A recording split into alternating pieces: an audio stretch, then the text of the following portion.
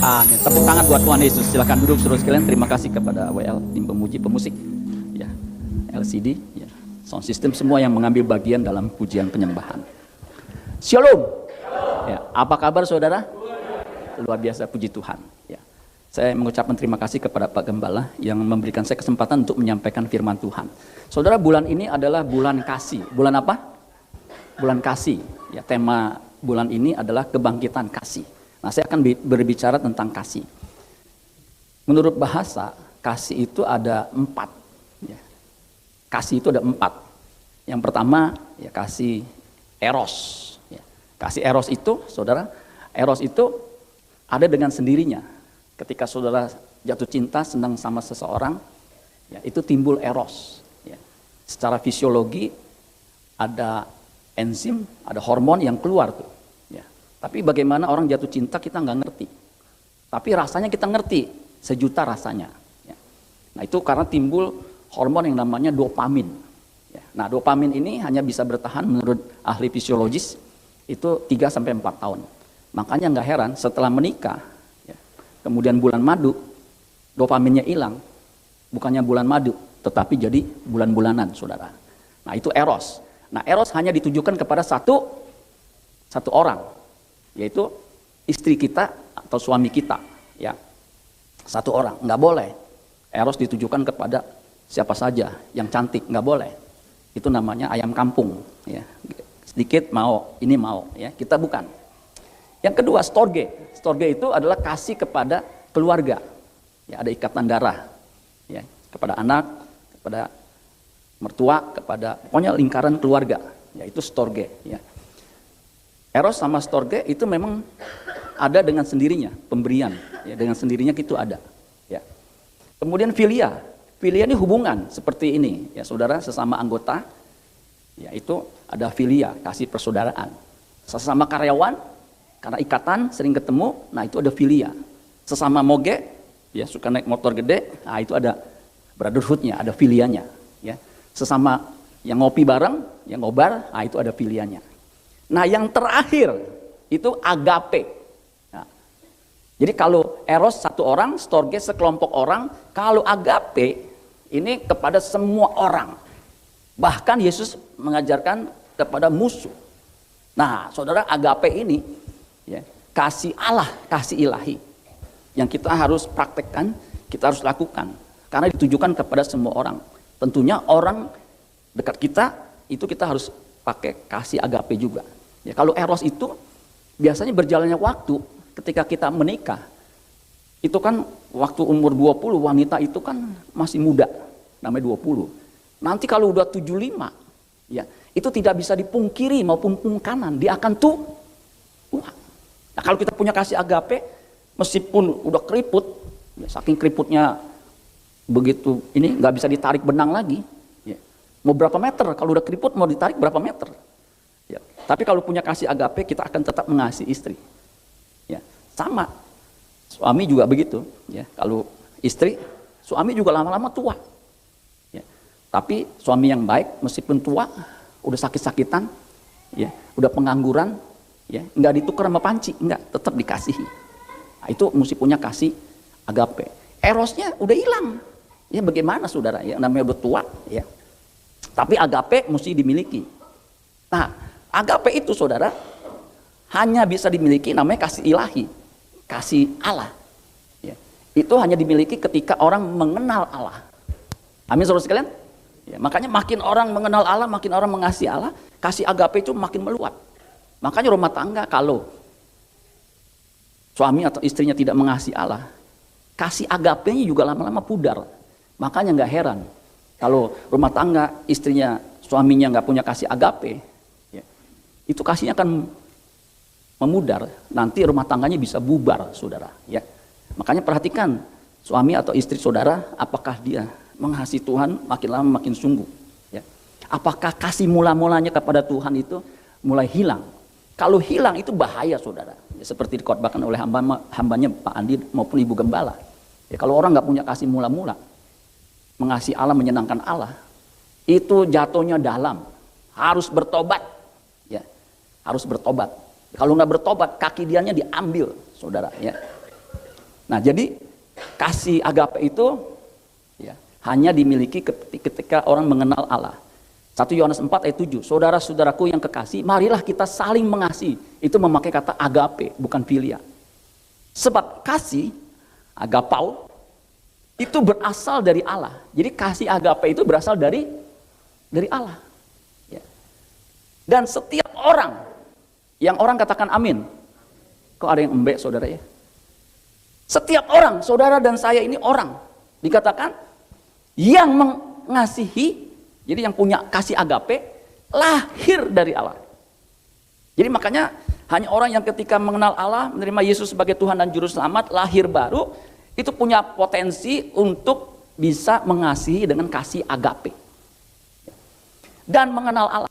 Jadi orang yang mengasihi, lahir dari Allah, mengenal Allah. Yang tadi saya katakan, hanya orang yang mengenal Allah, yang bisa punya kemampuan mengasihi sesama. Punya kasih agape. Ayat 8.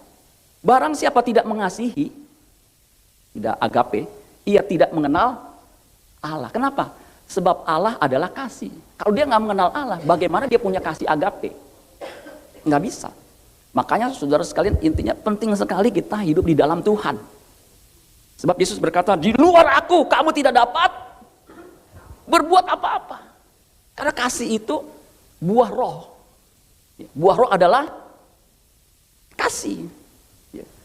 Fruit of spirit, buah roh, itu singular, tunggal. Galatia 5 ayat 22. Buah roh adalah kasih. Ya. Kemudian dilanjutkan segi-seginya, elemen-elemennya. Kasih, sukacita, damai sejahtera, kesabaran, kemurahan, kebaikan, kesetiaan, kelemah lembutan, penguasaan diri. Itu unsur-unsur yang ada di dalam kasih. Hanya orang dalam Tuhan yang akan berbuah. Makanya Yesus dengan tegas mengatakan, di luar aku, kamu tidak dapat berbuat apa-apa. Without me, you can do nothing. Coba katakan, without Jesus, you can do nothing. Coba bilang, saudara. Bahasa Inggris dikit, saudara sekalian ya. Without Jesus, you can do nothing. You can do nothing. Nggak bisa apa-apa. Ya. Begitu, saudara. Nah, kita akan belajar kasih. Ya. Makanya tema judul renungan atau firman Tuhan pada kesempatan kali ini, ketika kasih berbicara. Ya. Ketika kasih berbicara. Pertanyaannya, kapan kasih itu berbicara? Kalau saya kan berbicara ketika saya khotbah. Nggak mungkin kalau saya di sini nggak ngomong, nggak mungkin kan? Begitu. Atau saya ngomong sendiri di pinggir jalan begitu. Ya. Itu namanya orang seneng ya, pendetanya gila saudara ya. Lukas pasal 10 ayat 25 sampai 37. Ya. Saya akan khotbah dengan secepat mungkin 30 menit. Karena hari ini nanti setelah ini ada ibadah Natal sekolah minggu. Ya. Kemarin Natal remaja. Ya. Nanti tanggal 20 Natal WBI. Saudara yang wanita silakan datang. Pak, saya mendampingi istri saya, datang aja. Ya. Welcome. Ya. Nanti tanggal 21-nya Natal KPBI. Pak, suami saya mau datang, saya mau ikut boleh nggak? Boleh. Ya, boleh. Ya. Jadi tidak dilarang saudara yang boleh datang. Kalau di KPBI ada door prize ya saudara ya. Hadiahnya apa Pak? Nah, kalau mau tahu datang saudara ya. Ya kasih bocoran ya. Ya, motor 2 tak, ngambilnya di Komdak saudara ya. Pokoknya hadiahnya macam-macam. Saya kalau baca WA grup KPBI, saya akan memberikan voucher ada 5 buah. Saya memberikan mesin giling saudara ya. Nanti bisa buat aspal tuh ya. Gilingin aspal saudara ya. Judul dari perikop Lukas 10 ayat 25 itu, orang Samaria yang murah hati. Nah, murah hati itu unsur dari kasih ya. Begitu saudara ya. Ada lagunya tuh kan, kasih pasti apa? Murah hati. Kasih itu memberi. Jadi orang punya kasih pasti memberi. Tetapi orang memberi belum tentu punya kasih. Betul nggak saudara? Saya pernah memberi tapi saya nggak punya kasih. Ketika ada lampu merah, itu datang tuh. Rasa cinta, rasa cinta. Aduh saya bilang, pasti ada. Enggak ada. Om merah lama banget lagi. Sampai 2 tahun tuh kagak ini. Rasa cinta, aduh saya pikir mengganggu, udah saya kasih aja ya. Tuh begitu. Sampai saya bilang, lu cuma ngasih goceng aja. Kayaknya nggak seneng hati itu. Tetapi kalau orang mengasihi, pasti memberi. Amin terus kan? Itu agapau. Ya. Makanya suami yang mengasihi istrinya yang pakai agapau pasti beri angpau, saudara ya. Istri senang pasti ya diberi angpau ya. Pada suatu kali berdirilah seorang ahli Taurat, nomikos, untuk mencobai Yesus. Ini ahli Taurat suka mengiritasi Yesus dengan mencobainya. Katanya, kata ahli Taurat, nomikos itu, "Guru, apa yang harus kuperbuat?" Perhatikan tuh, apa yang harus kuperbuat untuk memperoleh hidup yang kekal? Hidup kekal itu menjadi isu, menjadi topik pembicaraan pada zaman Yesus. Hidup kekal, ya. Hidup selama-lamanya nanti di kekekalan, di keabadian. Itu juga dibicarakan di Lukas pasal 18 ayat 18 ya. Nanti saudara bisa baca sendiri. Itu isu tentang hidup kekal yang ditanyakan sama orang muda yang kaya, ya. Jawab Yesus kepadanya. Yesus ditanya, dijawab. Apa yang tertulis dalam hukum Taurat? Apa yang kau baca di sana? Namanya ahli Taurat, ahli nomikos. Dia tahu jawabannya. Kalau bicara soal Taurat mah, Taurat itu nomos bahasa Ibraninya ya, bahasa Yunaninya. Bicara soal nomos, nomikos tahu. Jawab orang itu ahli Taurat, jawab. Kasihilah Tuhan Allahmu dengan segenap hatimu dan dengan segenap jiwamu dan dengan segenap kekuatanmu dan dengan segenap akal budimu. Ada berapa segenap? 4. Segenap apa? Hati. Segenap jiwa. Ya, kalau kita jatuh cinta nih yang remaja, kasih segenap hati aja. Kenapa Pak? Nggak ada segenap jiwa. Kalau jatuh cinta, mengasihi segenap hati. Kalau diputusin, hanya sakit hati. Tapi kalau segenap hati, segenap jiwa, diputusin bukan hanya sakit hati, sakit jiwa. Tapi kepada Tuhan, segenap hati, segenap jiwa, segenap kekuatan, potensi kita. Dengan segenap akal budi kita. Kita kerahkan untuk bagaimana bisa menyenangkan hati Tuhan. Nah itu khotbah Ibu Gembala. Orang yang mengasihi itu pasti menyenangkan hati Tuhan. Dia tidak melakukan apa yang Tuhan tidak suka. Amin. Coba aja, kalau saudara misalnya sendiri, saudara lakukan apa? Kalau Tuhan nggak suka, jangan lakukan. Tiba-tiba muncul gambar porno.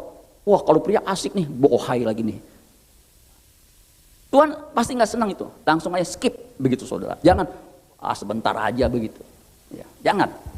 Nah itu mengasihi Allah dengan segenap-segenap. Kasihlah sesamamu manusia seperti dirimu sendiri. Itu hukum Taurat. Ulangan 6 ayat 5. Itu Shema Israel. Ya. Imamat 19 ayat 18. Itu kombinasinya. Vertikal. Mengasihi Allah. Horizontal. Sesama. Salib. Kata Yesus kepadanya. Jawabmu itu benar. Kalau benar nilainya berapa? 10 apa 100? Terserah gurunya ya. Kalau 1 sampai 10 benar 10. Kalau 10 sampai 100 itu 100 nih jawabannya benar. Perbuatlah demikian maka engkau akan hidup. Artinya lakukan. Engkau akan hidup. Pertanyaannya bagaimana bisa hidup kekal? Apa yang harus kau perbuat? Kasihi Tuhan Allahmu. Kasihi sesamamu. Lakukan itu baru bisa hidup kekal. Yang setuju katakan amin. Ya harus setuju. Alkitab yang ngomong, Yesus yang ngomong. Ayat 29. Sebenarnya kalau ahli Taurat itu lakukan dan udah. Lakukan, just do it. Ya. Tetapi untuk membenarkan dirinya, orang itu berkata kepada Yesus. Jadi dia udah sebenarnya kalau dalam debat itu udah ditampol begitu. Ya. Udah nginyem musinya. Namanya comel, mulutnya manis, pinter begitu. Dia argumentasi. Nah, orang pinter kalau nggak dalam Tuhan licik. Coba lihat ke kanan, pinter apa enggak nih? Dia kalau nggak dalam Tuhan licik. Yang kesian udah goblok licik lagi ya. Jangan. Kita harus tulus seperti merpati, tapi cerdik seperti ular. Itu kombinasi yang kita harus miliki. Jadi untuk membenarkan dirinya, dia nanya. Emang begitu saudara ya? Dan siapakah sesamaku manusia? Dia tanya lagi. Menurut saudara, ahli Taurat tahu nggak sesama itu siapa? Tahu nggak? Kalau kita kan taunya sesama operator, nanti kalau telepon murah. Ya. Enggak, sesama itu sebenarnya. Saudara yang nggak sekolah teologi, nggak ini tahu. Sesama itu siapa? Pasti tahu, nggak usah ahli Taurat tahu. Ya. Yesus jawab juga, namanya guru, rabi. Ada yang nanya, dia tanya, dijawab. Adalah seorang yang turun dari Yerusalem ke Yeriko. Nah ini parabel, perumpamaan, makanya King James memberi judul The Parable of the Good Samaritan. Turun dari Yerusalem ke Yeriko, karena Yerusalem itu lebih tinggi, dataran tinggi. Yeriko itu lebih rendah. Yerusalem 1000 meter dari permukaan laut, Yeriko ke bawah begitu. Ia jatuh ke tangan penyamun-penyamun. Penyamun itu perampok. Yang bukan saja merampoknya habis-habisan, habis tuh harta bendanya. Tetapi yang juga memukulnya, dipukul. Dan sesudah itu pergi meninggalkannya setengah mati. Jadi setelah dirampok, dipukul, ditinggalkan. Setengah mati, belum mati, ini setengah. Jadi ngap-ngapan. Ini kalau nggak ditolong namanya udah setengah, mati nggak? Modar, mati saudara. Ini perumpamaan kan. Tapi bisa juga kejadian. Karena Yesus biasa mengajar dengan menggunakan perumpamaan. Dari peristiwa-peristiwa yang pernah terjadi atau yang sudah terjadi, diambil sarinya supaya orang paham. Karena menurut para ahli, dari Yerusalem ke Yeriko, Yeriko itu perumahan para imam, para Lewi. Itu ada jalan yang namanya disebut Bloody Way. Coba katakan Bloody Way. Bloody itu blood, darah. Way itu jalan, jalan berdarah. Jalannya turun, ya, menurun, berkelok-kelok. Ya. Cukup jauh, 30 km. Dari sini kemana tuh ya? Mungkin ke Cimanggis kali ya. Begitu. Dan itu bahaya. Ya. Bahaya. Nah, ini orang ini dirampok ya. Kemungkinan orang Yahudi. Ya. Kemudian ditinggalkan setengah mati. Ini kalau nggak ditolong, mati. Siapapun dia kalau udah setengah mati nggak ditolong, mati. Kebetulan ada seorang imam. Imam ini kayak kita pendeta. Turun melalui jalan itu. Dia mungkin dari Yerusalem turun mau ke perumahannya. Ia melihat orang itu tetapi ia melewatinya dari seberang jalan. Karena mungkin dia berpikir gini, ini orang udah mati. Ya, kalau imam menyentuh mayat, najis 7 hari. Ya, najis terlala 7 hari suruh sekali. Dia bilang enggak dah, nanti gue najis 7 hari gue nggak bisa pelayanan. Demikian juga seorang Lewi. Lewi ini pembantu imam.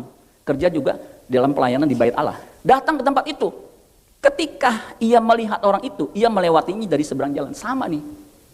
Ya. Lewi itu membantu. Ya. Mungkin kalau sekarang PDP, pendeta pratama. Bukan pendeta pembantu. PDP, pendeta doa pembukaan. Ya saudara ya. Ayat 33. Lalu, perhatikan nih, datang seorang kapiten. Bukan. Seorang Samaria. Kalau kapiten datang kita tahu jalannya serak. Sebab apa? Pedangnya panjang. Ketika jalan serak. Ini Samaria yang sedang dalam perjalanan ke tempat itu, sama. Seorang pedagang mungkin, saudagar. Perhatikan, ketika ia melihat orang itu, makanya judul khotbah saya, ketika kasih berbicara. Ketika ia melihat orang itu. Sama sebenarnya imam dan Lewi juga melihat. Tapi beda reaksinya, responnya, tindakannya, perbuatannya. Ketika ia melihat orang itu, tergeraklah hatinya oleh apa? Belas compassion. He had compassion. Ini yang dimiliki, yang dilakukan atau yang terjadi sama orang Samaria ini seperti Yesus. Yesus ketika melihat orang banyak itu, tergeraklah hatinya oleh belas kasihan. Ketika dia lihat orang buta, aduh, kasihan, tergerak. Makanya dia jamah. Sembuh. Ketika melihat orang kusta, aduh, dia kasihan.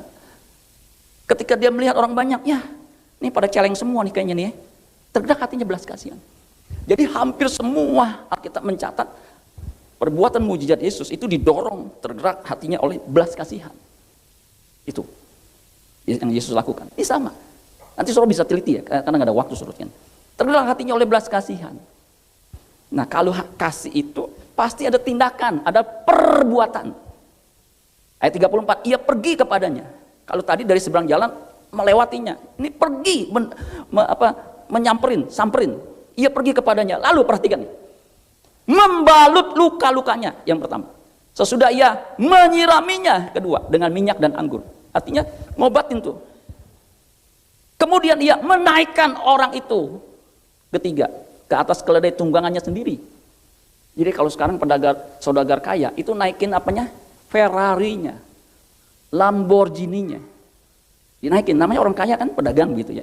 Kalau kita kan saudara ya, Gue nebeng sama lu deh. Ya lu belum mandi 7 hari nebeng ke mobil gue geli, nanti mobil gue bau. Ini saudagar, nggak peduli. Orang kalau habis dipukulin pasti berdarah-darah. Dia naikin ininya tuh, keledai tunggangannya sendiri. Dia jalan gimana dong? Kalau mobil kan bisa kita sebelahnya. Tunggangannya, keledai kan nggak mungkin dia naikin berdua. Dia jalan kaki mungkin. Kemudian membawanya, udah nomor berapa tuh? Ke tempat penginapan. Merawatnya, kelima. Jadi dia bawa ke tempat penginapan, kemudian merawatnya. Hari itu dia rawat langsung, karena setengah mati. Keesokan harinya, ia menyerahkan, tuh, 2 dinar kepada pemilik penginapan itu. Katanya, udah ke-6 tuh. Rawatlah dia, dan jika kau belanjakan lebih dari ini, aku akan menggantinya. Dia ganti. Waktu aku kembali, berarti udah kenal nih. Kalau kurang, ente tinggal ngomong sama aneh. Nih. Dia percaya kan? Karena udah kenal. Nah, ayat 36. Yesus sekarang balik nanya. Makanya jangan banyak tanya. Tapi kalau nyari jalan, mesti tanya. Karena malu bertanya sesat di jalan. Banyak bertanya dikira wartawan. Enggak bertanya dikira saryawan. Siapakah di antara ketiga orang ini menurut pendapatmu adalah sesama manusia dari orang yang jatuh ke tangan penyamun itu?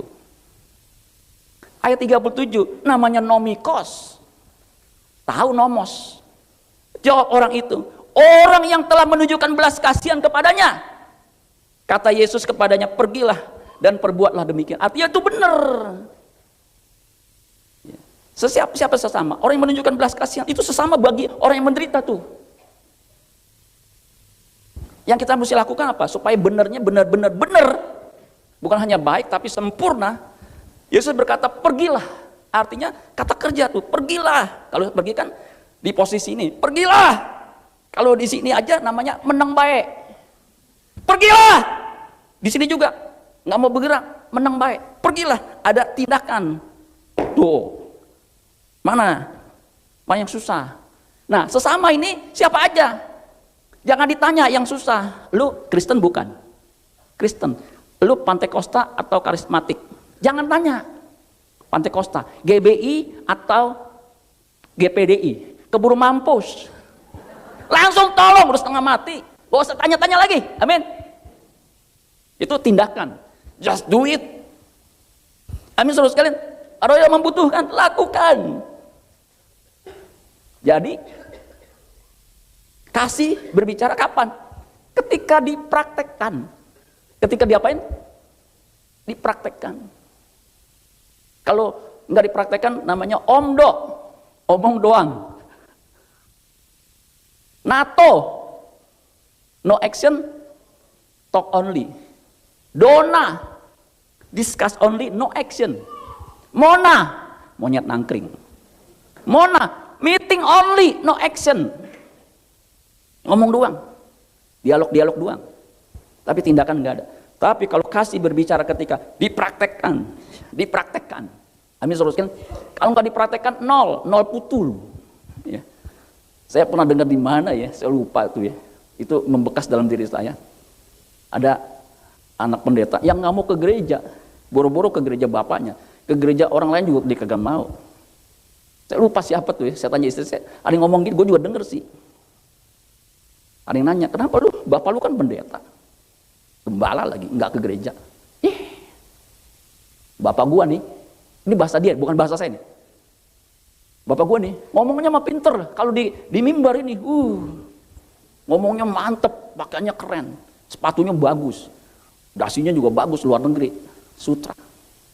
Tapi kalau di rumah, kelakuannya minus. Makanya gua ngapain ke gereja? Bapak gua begini, di gereja kayak malaikat, di luar, di rumah kayak bangsat. Saya kaget loh. Saya pikir apa benar begitu ya? Saya cari tahu tuh, bangsat itu apa? Bangsat ternyata menurut Kamus Besar Bahasa Indonesia, itu kutu busuk. Buset, pendeta kayak kutu busuk. Kutu busuk. Itu arti yang pertama. Arti yang kedua, bangsat artinya penjahat. Bangsat artinya, saya bilang banyak amat nih. Jangan sampai saudara orang Kristen disebut. Bukan saya ngomong, saudara. Saya pikir itu jarang diucapkan. Tapi kelakuan kita bisa lebih daripada itu, saudara. Kalau nggak mempraktekkan, apalagi di rumah tangga. Nggak mudah. Kalau istri masih tinggi, masih cantik, ya, tubuhnya kayak gitar Spanyol, mungkin suami bagi suami itu menyenangkan, bisa dikasihi. Tapi kalau tadinya gitar Spanyol, sekarang gitar bass, yang udah mengembang kiri kanan depan belakang, itu gimana praktek agapenya tuh? Itu susah. Ya. Tapi harus dipraktekkan, amin. Ayat 28 tadi kan, kata Yesus kepadanya, jawabmu benar. Kalau benar, perbuatlah demikian, maka engkau akan hidup kekal. Jadi kita dievaluasi atas perbuatan kasih kita kepada sesama. Makanya ayat 37 di akhir perumpamaan itu, jawab orang itu, orang yang telah menunjukkan belas kasihan kepadanya, kata Yesus kepadanya, jawabannya kan benar tuh, pergilah, perbuatlah demikian. Sama, Paulus mengajarkan yang sama, karena dia juga belajar dari Rasul, Petrus, rasul-rasul, karena ketika dia bertemu Yesus, matanya buta, disembuhkan, dia bergabung dengan para rasul. Pasti dia mendengar ajaran Yesus di bukit, di mana-mana begitu. Makanya dia ngomong sama jemaat Efesus yang kemarin dikhotbahkan oleh hambanya Pak Andi dan juga Ibu Mecu. Hiduplah di dalam kasih. Hidup dalam kasih apa? Kasih agape. Kasih yang mula-mula itu kita harus hidupkan. Sebagaimana Kristus juga telah mengasihi kamu. Dan telah menyerahkan dirinya untuk kita sebagai persembahan dan korban yang harum bagi Allah. Jadi Yesus sudah mengasihi kita. Kita harus mengasihinya. Dengan apa? Mengasihi sesama. Jadi kalau nggak mempraktekkan itu, kalau di KPBI Pak Andi lebih tegas lagi.